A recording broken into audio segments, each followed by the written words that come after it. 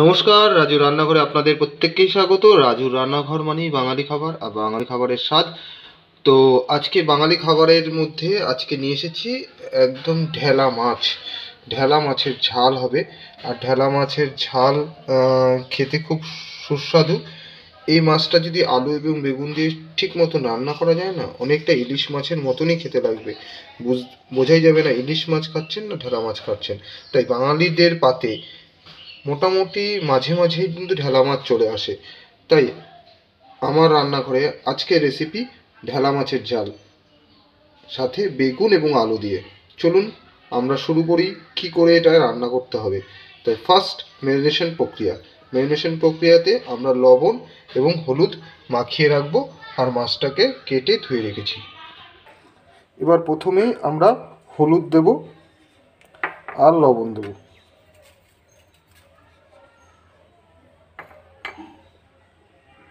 মাছগুলোকে হলুদ এবং লবণ দিয়ে মাখিয়ে রেখেছি এবং এটা মোটামুটি ঘন্টা দুয়েক মতন ম্যারিনেশন করা থাকবে, তাহলে এই লবণটা ঠিক মতন ঢুকবে।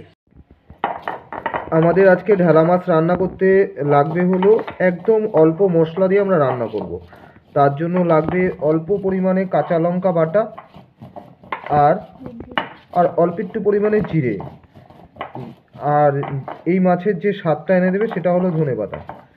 তো এই তিনটে মশলা দিয়েই আমাদের ঢেলা মাছ রান্না হবে, একদম গ্রাম্য পদ্ধতিতে অল্প মশলায়।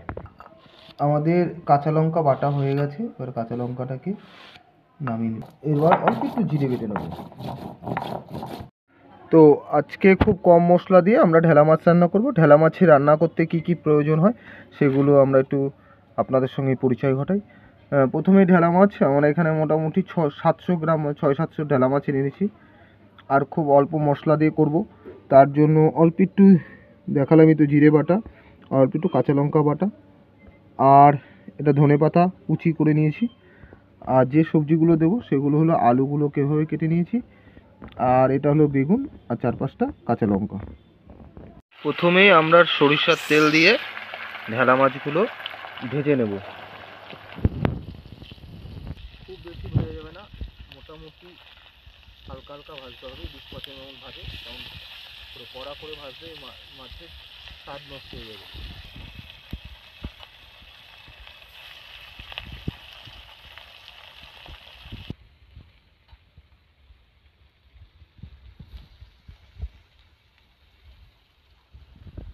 আমাদের ছাদের উপর থেকে আশেপাশে পরিবেশটা খুব সুন্দর। এবার মাছগুলো সব ভাজা হয়ে গেছে, এবার সবগুলোকে নামিয়ে নিলাম। মাছগুলো ভাজা হয়ে যাওয়ার পরে এবার আমরা দেব হলো কালো জিরে। এই মাছের স্বাদ কিন্তু কালো জিরেতেই আসবে, কালো জিরেটা অবশ্যই দিতে হবে। এরপরে আমরা এক এক করে দিয়ে দেবো। কালো জিরেটা একটু ভাজা হলে এরপর আমরা এক এক করে দিয়ে দেবো। এর প্রথমে আলু দিয়ে দেবো, আলুগুলো হালকা করে ভেজে নেব।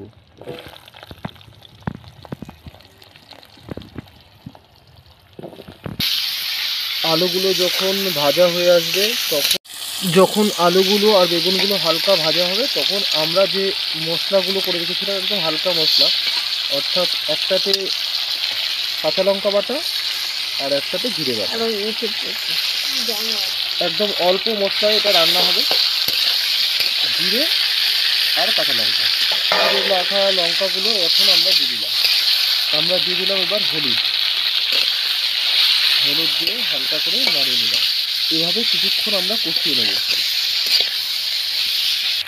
আমাদের মশলা মোটামুটি কষানো হয়েছে, এই পর্যায়ে আমরা এর মধ্যে জল অ্যাড করব।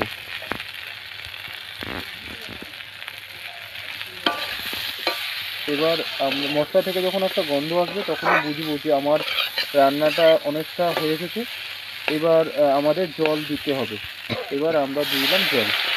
এখানে খুব বেশি জল দেওয়া যাবে না, মাখা মাখা হবে, তাই অল্প পরিমাণে জল দিতে হবে।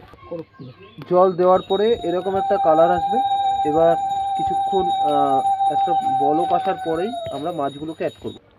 যখন আমাদের ঝোল থেকে বলক আসতে শুরু করবে তখন আমরা দিয়ে দেবো ভাজা মাছগুলো।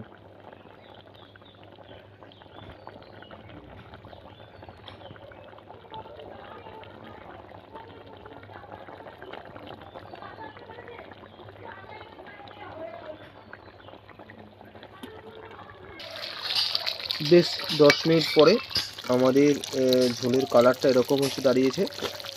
আর এখন আমরা এর মধ্যে ধনেপাতা দিয়ে এটা নামিয়ে নেব।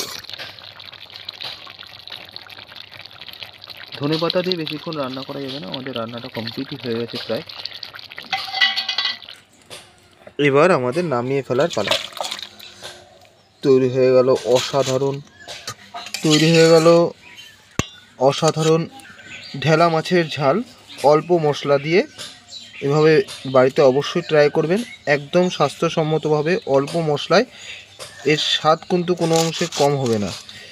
তো যারা আমাদের সঙ্গে ছিলেন তাকে অসংখ্য ধন্যবাদ, আর যারা নতুন এলেন তারা অবশ্যই আমার চ্যানেলটাকে সাবস্ক্রাইব করবেন।